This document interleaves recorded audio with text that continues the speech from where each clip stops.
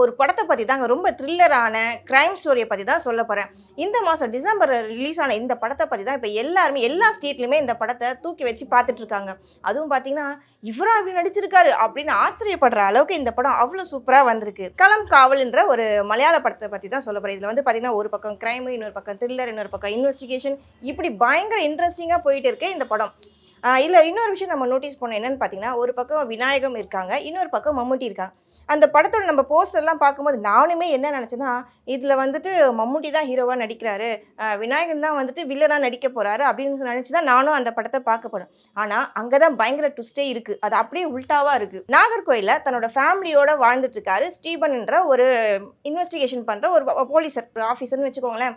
அவர் தன்னோட குடும்பத்தில் வந்து பார்த்தீங்கன்னா அவ்வளோ அமைதியாக சாந்த சொருபியாக இருந்துட்டுருக்காரு. ஆனால் அந்த வீட்டை விட்டு வெளியில் வந்த உடனே அந்நியனாக மாறிடுறாரு.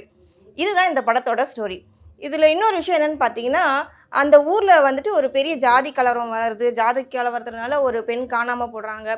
அந்த பெண்ணை கண்டுபிடிக்கிறதுக்காக வேறு ஒரு இடத்துல இருந்து இடமாற்றம் செய்யப்பட்டு வருகிறாரு ஜெயகிருஷ்ணன்ற ஒரு ஆஃபீஸர், நம்ம விநாயகன். இந்த படத்தில் வந்து பார்த்திங்கன்னா அவர் தான் பயங்கரமாக நடிச்சிருக்கார். ஹீரோ மாதிரி அவர் நடந்து வர ஸ்டைல் என்ன, அவர் ட்ரெஸ்ஸிங் ஸ்டைல் அப்படி வரப்பாக நடிக்கிறாரு. அவர் போட்டிருக்க அவருக்கு கொடுத்த கேரக்டர் இப்போ இவர் அப்படி நடிச்சிருக்காரு அப்படிங்கிற மாதிரி இருந்தது. ஏன்னா நம்ம ஜெயிலர் மூவியில் ரஜினி படத்தில் பார்த்துருப்போம். ரொம்ப காமெடியனாக நடிச்சிருப்பார். ஒரு கோமாளித்தனமாக இருப்பார் அவருடைய ட்ரெஸ்ஸிங் சென்ஸ், மேக்கப் எல்லாமே பார்த்தா. ஆனால் அப்படியே டோட்டலாக இந்த படத்தில் வந்து பார்த்திங்கன்னா வெறப்பாக ஒரு இன்வெஸ்டிகேஷன் பண்ணக்கூடிய ஒரு க்ரைம் ஆஃபீஸர் எப்படி இருப்பாங்களோ அதே மாதிரி நடிச்சிருக்காரு. முகத்தில் சிரிப்பு இருக்காது. அந்த திங்கிங்காகவே நெக்ஸ்ட் என்ன பண்ணணும், எப்படி இன்வெஸ்டிகேஷன் பண்ணணும், எப்படி அந்த திருடனை கண்டுபிடிக்கணும், அந்த கொலைகாரனை எப்படி கண்டுபிடிக்கணுன்ற அந்த ஒரு மைண்ட் செட்லேயே இருப்பார். அவ்வளோ அழகாக பண்ணியிருக்காரு விநாயகன்.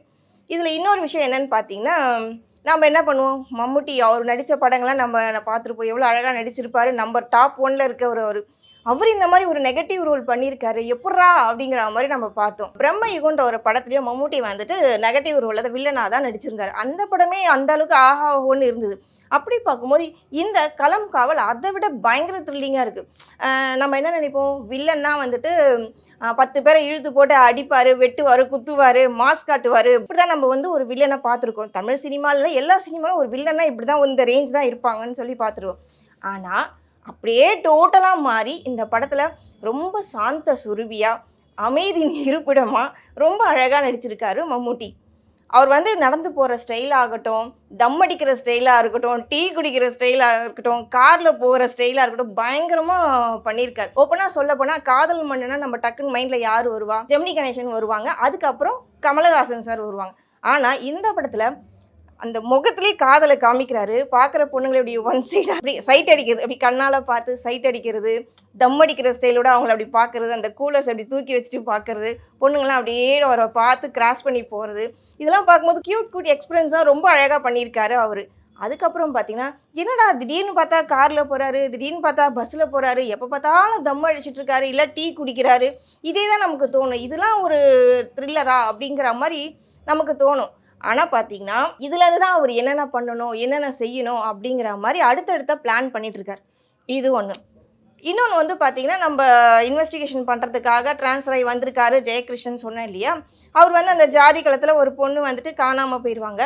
இந்த பொண்ணு காணாமல் போன பொண்ணு தான் அப்படின்னு பார்த்தா அடுத்தடுத்து பெண்கள் எல்லாமே காணாமல் போயிட்டே இருப்பாங்க அந்த படத்தில்.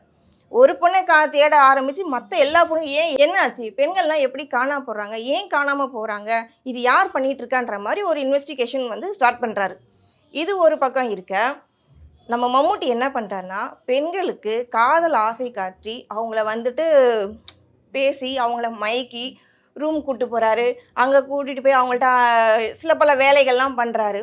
சில பல வேலைகள்லாம் பண்ணிவிட்டு அடுத்த வேலை என்ன பண்ணுறாருன்னு பார்த்தீங்கன்னா, நம்ம வந்துட்டு ட்ரக்ஸ் அடிக்ட் பார்த்துருப்போம், செக்ஸ் அடிக்ட் பார்த்துருப்போம். ஆனால் இவர் வித்தியாசமான கில்லர் அடிக்டாக இருக்கார். இதுதான் இந்த படத்தோடைய ஒரு பெரிய ப்ளஸ் பாயிண்ட்டுன்னே சொல்லணும். ஏன்னா அவருக்கு வந்துட்டு ஒரு மாதிரி சைக்கோவாக நடிச்சிருக்காரு. ஆடம்பரமாக இல்லாமல், தன்னோட முகத்தை வந்து கோரமாக காட்டாமல், ரொம்ப அமைதியாக நீட்டாக ஒரு ஆஃபீஸருக்குள்ளே அந்த ரேஞ்சில் ட்ரெஸ்ஸிங் சென்ஸோடு போயிட்டு பெண்களுக்கு இவங்களை பிடிக்குதோ பிடிக்கலையோ அவருடைய வேலை என்னன்னு பார்த்தீங்கன்னா, அவங்களுக்கு ஆசை வார்த்தை காட்டி அவங்கள கூட்டிகிட்டு போயிட்டு கொலை பண்ணுறது தான் அவரோட வேலையாகவே வச்சுருக்காரு. இதில் இன்னொரு ஹைலைட் என்னன்னு பார்த்தீங்கன்னா, இந்த படத்தில் வர சாங் தாங்க. சாங்னால் பெரிய அளவுக்கு நம்ம சொல்கிற அளவுக்கு எந்த சாங்ஸுமே கிடையாது. மியூசிக்ஸ்லாம் பயங்கரமாக இருக்குது, தாறுமாறாக இருக்குது, அது வேறு விஷயம்.